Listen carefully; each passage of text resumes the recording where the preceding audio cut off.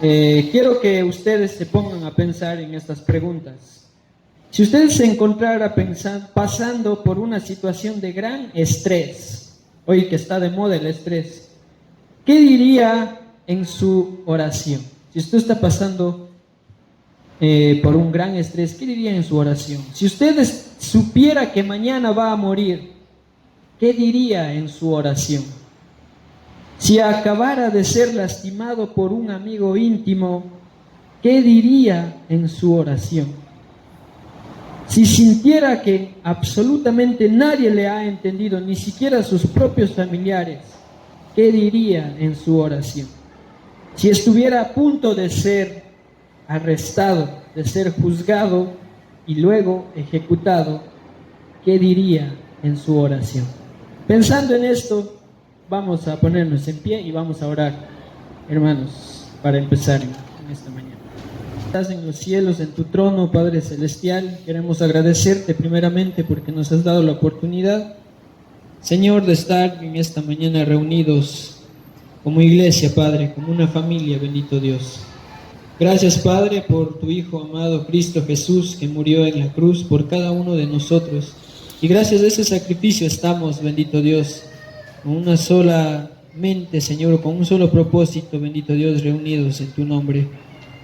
Gracias, Padre, porque me has permitido, Señor, estar en esta mañana con mis hermanos aquí que se reúnen en Guayaquil, bendito Dios. Que tú seas, Padre, siempre con ellos, en todo lugar, en todo momento, bendiciéndolos, bendito Dios. Gracias, Padre, y tú seas bendiciendo este mensaje, esta prédica, Padre, para cada uno de nosotros. Estoy muy agradecido, Padre, y bendícenos en este tiempo y tú seas exaltado a través de tu palabra, bendito Dios. Estamos muy agradecidos, en el nombre precioso de Jesús oramos y damos gracias. Amén. Amén. Quiero darles la bienvenida al sermón titulado Que todos sean uno. Y les invito a abrir sus Biblias en el Evangelio de Juan, capítulo 17, versículos 20 al 24. Todos los que tenemos nuestras Biblias, vamos a abrir en el Evangelio de Juan, capítulo 17, versículos del 20 al 24. Y dice la palabra de Dios, quiero que me acompañen en la lectura. Dice: mas no ruego solamente por estos, sino también por los que han de creer en mí, por la palabra de ellos, para que todos sean uno, como tú, oh Padre, en mí y yo en ti. Que también ellos sean uno en nosotros, para que el mundo crea que tú me enviaste. La gloria que me diste yo les he dado, para que sean uno, así como nosotros somos uno. Yo en ellos y tú en mí, para que sean expresarían en su oración. Si usted está pasando por un momento de mucha prueba, si usted está pasando por un momento de mucho estrés, y como había recalcado hace rato que ahorita está la moda del estrés, ¿qué diría en su oración? Tanta preocupación, tantas cosas que pasan por nuestra cabeza cuando estamos nosotros estresados. ¿Qué diríamos en nuestra oración? Y en esta porción de las Escrituras, el apóstol Juan presenta un momento muy importante que él había podido ver. Él había podido palpar a través de su maestro, a través de nuestro Señor Jesucristo. Miren cómo dice esta parte. Dice: el dolor y el estrés tiene la particularidad de volvernos egocentristas, porque no nos permite pensar en los demás, y por eso la oración de Jesús se vuelve algo excepcional. Esta parte de las Escrituras, todo el capítulo 17 en sí, si ustedes leen, les invito a que vayan a leer en sus casitas. Jesucristo va a orar por los discípulos de ese momento, pero también va a orar por usted y por mí. ¿Por qué? Porque en sí el propósito de la carta de Juan es que todos los que creen, en este caso, por lo que está escrito en el libro de Juan, nosotros podamos creer en nuestro Señor Jesucristo, en su sacrificio, en lo que Él hizo por usted y por mí. En esta parte del capítulo 17 de Juan nosotros vamos a ver la oración tan hermosa, la oración tan sobrenatural se podría decir, porque Jesucristo estaba a punto de ser entregado. Una noche antes de estar ahí clavado en la cruz, Él oró por usted y por mí. Y en esta porción del 20 al 24 vamos a ver 3 verdades en esta mañana que nos van a animar a cada uno de nosotros. La primera verdad es que Jesucristo oró por los que han de creer. Versículo 20 dice: mas no ruego solamente por estos, hablando de sus discípulos, de los 12 en sí. Bueno, en su momento ya eran solamente 11, porque Judas ya estaba planificando cómo ir en la noche y atrapar a Jesús en el monte de los olivos. Entonces Jesucristo estaba orando por esos en los versículos anteriores, y en el versículo 20 comienza a orar por los que han de creer, por usted y por mí, como les había dicho. El propósito de la carta es que crean en Jesucristo. Si vamos al capítulo 20, versículo 30 y 31, va a decir: estas cosas os escribo para que ustedes crean en Jesucristo, que es el Hijo de Dios. En el capítulo 20, versículos 30 y 31, el apóstol Juan menciona el propósito de la carta, de toda la carta de Juan, para creer en nuestro Señor Jesucristo. Una gran preocupación en el corazón de Jesús toda su vida, que Dios sea bendiciendo a todos los que iban a creer en la predicación de los apóstoles, de los discípulos de Jesús. Él estaba pensando ya en usted y en mí, porque cuando nosotros recibimos la predicación del Evangelio, Cristo quiso que usted y yo sigamos firmes en su camino. Él estaba orando por usted y por mí. El número de los que creyeran no nos incluye a nosotros. En este caso podemos ver que cuando Pedro predicó en el día de Pentecostés, ¿cuántos entraron a la iglesia? Dice que se bautizaron y creyeron en Jesucristo unas 3,000 personas. Y al transcurrir del tiempo dice en el libro de Hechos, podemos ver que se iban aumentando en número, dice. Luego no había solamente 3,000, sino había 5,000 personas que iban creyendo en Jesucristo. Y de ese modo la palabra de Dios iba expandiéndose hasta llegar hasta el día de hoy a nuestras vidas. Cuando usted fue predicado, cuando usted recibió el mensaje del Señor, Jesucristo ya oró por usted y por mí. Por eso cuando nosotros predicamos debemos recordar estas palabras de Jesús, a seguir en su camino. Debemos recordar que Jesús ya oró anticipadamente por usted y por mí. Y debemos estar conscientes de ello. Y no debemos buscar la gloria, porque muchos hoy en día se están llevando el crédito de ser buenos evangelistas, buenos predicadores, diciendo: es que yo bautizo, yo predico a 100 personas en el año, yo bautizo a 100 personas en 2 meses, en 5 meses. Se están llevando la gloria en vez de entregarle la gloria a nuestro Padre Celestial. En un momento tan trágico, Jesús oró por usted y por mí.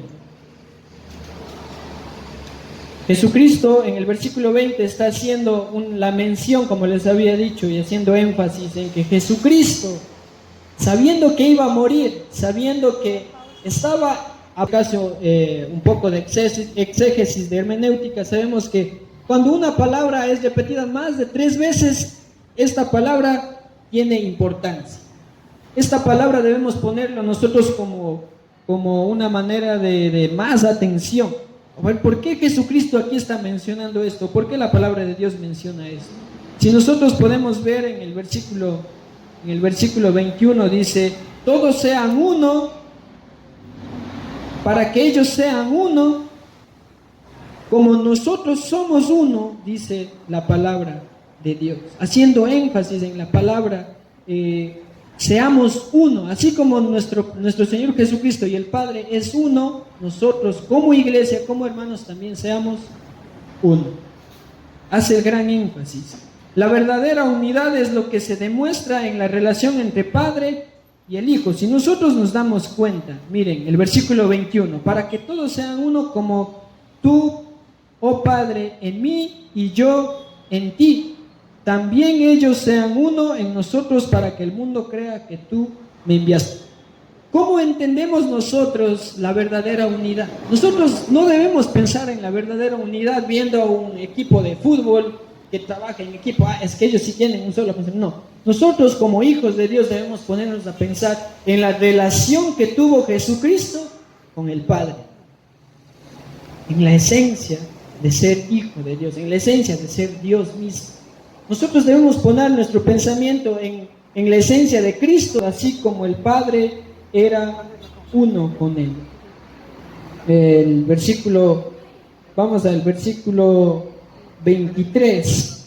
Dice, yo en ellos y tú en mí. Haciendo otra vez el énfasis. Nosotros, o Jesucristo está diciendo, mira, Padre Celestial, así como yo y tú somos uno, nosotros o ellos, hablando de nosotros como discípulos, también quiero que sean uno conmigo. Y ustedes se van a dar cuenta, en el capítulo 6 vino hablando del mismo Evangelio de Juan, dice que hablando bueno, nosotros nos relacionamos con el pan y con el jugo de la vid cuando habla, el que come mi carne y bebe mi sangre, dice, permanece en mí y yo en él. Una relación muy íntima con nuestro Señor Jesucristo. Una comunión tan directa con nuestro Señor Jesucristo. Entonces nos hace un llamado y vamos entendiendo en este caso cuál es la verdadera unidad con nuestro Padre Celestial. Ahora vamos a ver, la unidad por la que Jesús oró puede ilustrarse mediante las relaciones familiares. Cuando estamos, vamos a ver primero esta ilustración. En una familia es importante trabajar en equipo. Si es que cada quien trabaja por su lado, ahí se van a complicar las cosas dentro de una familia. Solo un ejemplo básico nomás. Si en la familia, bueno, dicen, mamá es la que cocina, mamá es la que lava, mamá es la que lava los trastes, mamá es la que pone la mesa, mamá es la que sirve los alimentos. Los hijos solamente se dedican a estudiar y el papá a traer el sustento. Cada quien trabaja por su lado y dentro de la casa no quieren ayudar. Y es por eso que dentro de la casa la familia muchas veces se desestabiliza. O las mamitas, en este caso las mujeres se estresan, hablando un poco del estrés, se vuelven como que muy enojonas en el sentido de que todo me dejan a mí. Todo quieren que haga yo en la casa. Y hoy, ahorita que está la moda esto del feminismo, dicen, es que nosotros también tenemos derecho, dicen las mujeres.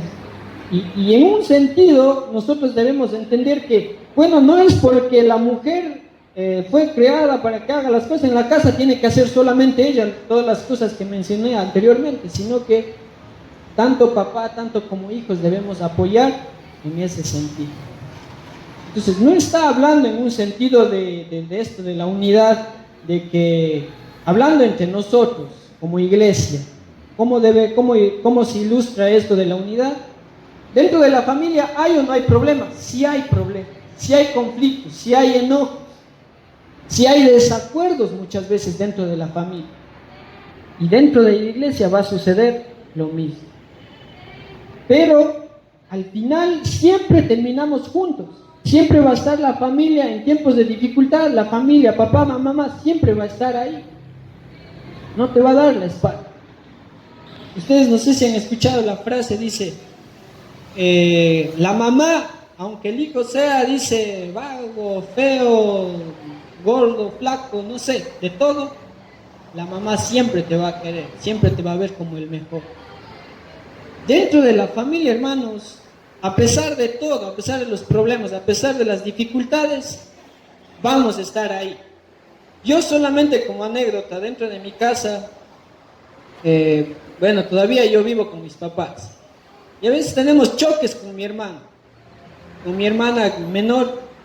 siempre tenemos choques. Es como que ella a veces quiere hacer lo que ella quiere y yo como que le digo, hermana, no tienes que hacer eso. Por favor, trata de cambiar. No respondas así a papá y a mamá. Dice, a veces sale mejor más orar. Tú no me tienes que decir eso a mí, sino mis papás tienen que hablarme eso a mí. Entonces, muchas veces, a veces incluso tenemos peleas fuertes, pero ya en la tarde estamos, hermana, ven, vamos a ver una película. Ya se nos olvidó el enojo que tuvimos hace rato. Ya se nos olvidó el enojo que posiblemente sin pensar muchas veces decimos dentro de la familia, ni más no te vuelvo a pedir un favor, ni más te vuelvo a dirigir la palabra. En la noche ya estamos viendo una película, estamos comiendo juntos en la casa, agradeciendo a Dios. Entonces, esa es la esencia en sí de la unidad dentro de la iglesia. ¿Qué iglesia no tiene problema? ¿Qué iglesia no tiene dificultad? ¿Qué iglesia no tiene conflictos? Si nosotros vamos, yo gracias a Dios he podido visitar algunas congregaciones, incluso fuera del país, y yo pensaba que solamente en Pucallpa somos así, como que ociositos, que a veces llegamos impuntuales, no sé, infinidad de cosas, que andan murmurando el uno al otro, que, no sé. Yo solamente pensé que solo en la iglesia de Pucallpa éramos así. Y comencé a visitar iglesias, es que hermanito, es que acá también tenemos esa lucha. Hermanito, es que los hermanitos así mismo estaban llegando. Y comencé yo, hermano, ¿cómo es posible? Yo pensé que solamente en Pucallpa era así. Obviamente hay algunas iglesias que sí se dedican más y se dan más compromiso. Hay que hacer énfasis también en eso. Pero ¿a qué quiero llegar con eso? Es que la iglesia en sí siempre va a tener conflictos. Y ustedes pueden ver en el libro de Hechos también. No es que la iglesia ya empezó en Pentecostés y fue color de rosa. Los hermanos ya estaban viviendo felices. Sí, al principio comenzaron, dice, a vender sus terrenos y todos, dice, tenían las cosas en común. Pero si ya vamos más adelante en el libro de Hechos, dice que ya en el capítulo 6, si no estoy mal, cuando habla ya de la elección de los diáconos, ¿qué estaba pasando con los hermanos? Ya estaba viendo murmuraciones. Es que con estas hermanas sí están sí están atendiendo, pero acá se están olvidando. Ya estaban murmurándose unos a otros. La iglesia de Corinto, estaba pasando muchas cosas en la iglesia de Corinto. Entonces había problemas. Entonces no nos asustemos. Las personas vienen muchas veces a la iglesia pensando que es que en la iglesia es color de rosa. Sí, hermanos, debemos luchar para que sea color de rosa, pero siempre va a haber dificultad. Y debemos luchar contra eso. Debemos venir a la iglesia con amor a Dios, con ese pensamiento, como les había dicho hace un momento, en la unidad de Cristo con el Padre. Ahora Jesús dice, cuando estamos en la mesa del Señor, volvemos nuestra mirada a la cruz. Allí nos sentimos más unidos con Jesús, más unidos con el Padre y más unidos con nuestros hermanos y hermanas de la iglesia. Cuando venimos acá a la iglesia, a pesar de las dificultades, a pesar de los errores, a pesar de que en la semana escuché que el hermano estaba hablando de mí, yo quiero ir a la iglesia y reconciliarme y cenar, ser partícipe del Señor. Porque cuando estoy aquí en la mesa del Señor, yo llevo mi mirada a la cruz. Ese debe ser el objetivo de reunirnos. Esa es la unidad que nosotros tenemos como iglesia al reunirnos cada domingo. No es que vengo, es que me voy a ver cómo ha venido vestido el hermano Ricardo. ¿Qué corbata vendría puesto el hermano Carlos para ver si yo también me compro? No, yo no vengo para eso a la iglesia. Yo vengo a dar gracias y a pensar y a recordar el gran sacrificio que hizo Cristo por mí en la cruz. Y en esta mañana estamos recordando eso. También la unidad se le puede ilustrar con esto del matrimonio, cuando se unen. Hay dos personas, dice Génesis 2:24, la más conocida, los casaditos me van a dar la razón. A ustedes les predicaron ese texto cuando ustedes se casaron. Ya no dice son dos, sino solo uno. Por tanto, dice, el hombre dejará a papá y a mamá y se unirá a su esposa. Y ya no serán más dos, sino uno, haciendo énfasis en la unidad. Entonces, vamos pensando en ello, que todos sean uno, la siguiente verdad. Entonces, pensando en esto, pensando de que a pesar de las tribulaciones, a pesar de tantos problemas, de las dificultades que hay dentro de la iglesia, nos lleva a la siguiente verdad. Con todo esto que nosotros tenemos, la tercera verdad dice, para que vean mi gloria, para que veamos la gloria de nuestro Señor Jesucristo. Si vamos al versículo 24, dice, Padre, dice, aquellos que me has dado, quiero que donde yo estoy, también ellos estén conmigo, para que vean mi gloria que me has dado, dice, porque me has amado desde antes de la fundación del mundo. La tercera y última verdad, para que vean mi gloria, si nosotros vamos al versículo 1, glorifica a tu Hijo. El versículo 1 dice de la siguiente manera, podemos verlo, estas cosas habló Jesús y levantando los ojos al cielo dijo, Padre, la hora ha llegado, glorifica a tu Hijo para que también tu Hijo te glorifique a ti. Jesucristo estaba haciendo énfasis y haciendo un recordatorio de todo lo que vino haciendo en su vida y el propósito al cual vino a esta tierra, a morir por usted y por mí. Muchas veces nosotros malentendemos la palabra gloria o tenemos otra perspectiva porque lo vemos comúnmente utilizada en el mundo para referirse a la ambición personal, a los logros, a la honra y a la fama, la gloria. Pero Jesucristo le cambia el sentido. No obstante, para Jesús el significado de gloria o glorificar es servicio y sacrificio.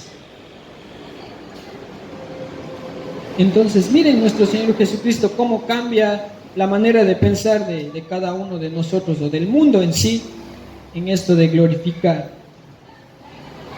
Cuando nosotros nos reunimos, cuando nosotros estamos como iglesia, debemos poner nuestra mirada. Eso nos vuelve uno en Cristo, hermanos. Eso nos vuelve unidos en pensamiento, en el Señor. Eso nos vuelve unidos. Una vez más, cuando nos reunimos como iglesia, venimos a recordar su sacrificio, venimos a recordar qué hizo Cristo por cada uno de nosotros. Hay momentos cuando disputamos tal como una familia unida ocasionalmente lo hace. No obstante, estamos comprometidos los unos con los otros, nos amamos unos a otros y estamos unidos en el Padre y en el Hijo. Cuando estamos en la mesa del Señor, volvamos nuestra mirada a la cruz, pensemos en la mirada en la cruz.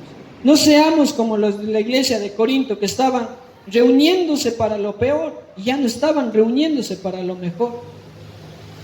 Cuando estemos en la cena del Señor, nosotros pensemos que Cristo pensó en usted y pensó en mí. Y desde ya oró para que nosotros caminemos y luchemos juntos en este camino, en este peregrinaje que tenemos en la vida. Un hermano decía, toda la ciencia, todos los argumentos que pone la ciencia diciendo que Dios no existe, que Dios es uno, que Dios solamente es fantasía. Si nosotros nos ponemos a pensar esto de la evolución, esto de muchas cosas que inventa que viene de parte de Dios, cuando nosotros reconocemos que hay un ser supremo en el cielo, nos da propósito de vida. ¿Y cuál es el propósito de vida? Vivir conforme a lo que Dios quiere. Entonces, en esta mañana, queridos hermanos, hemos visto 3 verdades en esta porción de las Escrituras. 3 verdades que nos animan a cada uno de nosotros. Debemos estar listos para trágicos, que debemos orar por los demás y no solamente por nosotros. debemos estar listos. En momentos difíciles, solo nos comenzamos a pensar en mí, en mí y en mí. Y muchas veces, no solamente en los momentos trágicos, sino también en los momentos alegres. Es que por mí y por mí, egocéntricos. Y no nos permite pensar en los demás. Unidos en oración y adoración a nuestro Padre, experimentemos la verdadera unidad que hay en Cristo y pensemos que hace 2000 años Jesucristo ya oró por usted y por mí. Él hizo una oración especial por usted y por mí, para que sigamos adelante. Y no nos desanimemos porque hay en la iglesia, se pelean a cada rato y se van de la iglesia, dejan el camino del Señor. Es que en la iglesia hay mucha hipocresía y dejan los caminos del Señor. El Señor oró por usted y por mí. Entonces, por ende, nuestro Señor nos anima a seguir en el mismo pensamiento, ya que gracias a su sacrificio podemos ser una familia. Seamos como la familia en sí. Si es que en la familia somos resabiados, aquí también vamos a venir a ser resabiados. Si en la iglesia si en la familia somos egoístas, aquí también vamos a venir a ser egoístas. Si en la iglesia, en la casa no sabemos ayudar, aquí tampoco vamos a ayudar, no vamos a servir con voluntad. Entonces, miren, dentro de la casa también es importante que nosotros vayamos practicando esto de ser amorosos, de ser bondadosos. Entonces, vamos a ponernos de pie. Por favor, les invito a ponerse de pie. Y que en esta mañana nos llevemos esta parte de las Escrituras, esta parte de lo que el Señor ha hecho con cada uno de nosotros. El Señor quiere que nosotros seamos una familia y que a pesar de las dificultades, a pesar de los altos y bajos, continuemos luchando. A los mayores de la congregación, ven a los jóvenes como a sus hijos y anímenlos a seguir adelante. Los jóvenes a sus mayores vean como a sus padres, entre jóvenes veámonos como hermanos y ayudémonos a seguir adelante. Seamos una familia y como dice el mensaje de esta mañana, que todos seamos uno. Y vamos a terminar con un abrazo, porque somos una familia. Abracémonos los unos a los otros, hermanos. Y en esta mañana, digan, estamos para ti, estamos para servir. Abrácense, somos una familia. A pesar de todo, vamos a seguir luchando como una familia. Y que esta mañana Dios sea glorificado, que Dios sea llevando este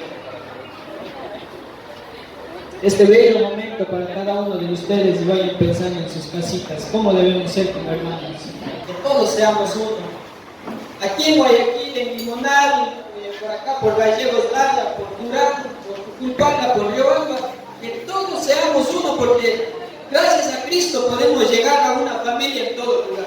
En Lima, en Colombia, tenemos familia, hermanos, y podemos ir y visitar por eso. Que Dios les bendiga, hermanos, y gracias por este tiempo.